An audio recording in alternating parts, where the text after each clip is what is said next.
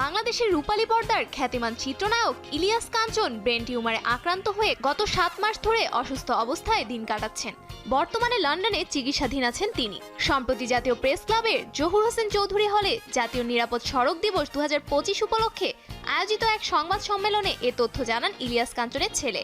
Canada থেকে virtually বক্তব্যে তিনি তার বাবার অসুস্থতার বিষয়টি তুলে ধরেন এবং দেশবাসীর কাছে দোয়া চান। জানা যায়, চলতি বছরের শুরু থেকেই ইলিয়াস কাঞ্চনের শারীরিক নানা সমস্যা দেখা দেয়। গত ৯ এপ্রিল দীর্ঘ পরীক্ষার পর মাথায় টিউমার ধরা পড়ে তার। পরে ন্যাশনাল ইনস্টিটিউট অফ নিউরোসায়েন্সের মেডিকেল বোর্ড অপারেশন ঝুঁকিপূর্ণ বলে মত দেয়। এ কারণে পরিবারের সিদ্ধান্তে ২৬ এপ্রিল তাকে লন্ডনে নেওয়া হয়। সেখানে গত ৫ আগস্ট উইলিংটন হাসপাতালে তার মাথায় অস্ত্রোপচার করা হয়। চিকিৎসকরা জানান, টিউমারটি ব্রেনের গভীরে হওয়ায় পুরোপুরি অপসারণ করা সম্ভব হয়নি। আংশিক অপারেশনের পর অবশিষ্ট অংশ রেডিয়েশন ও কেমোথেরাপির মাধ্যমে নিষ্ক্রিয় করার সিদ্ধান্ত নেওয়া হয়েছে।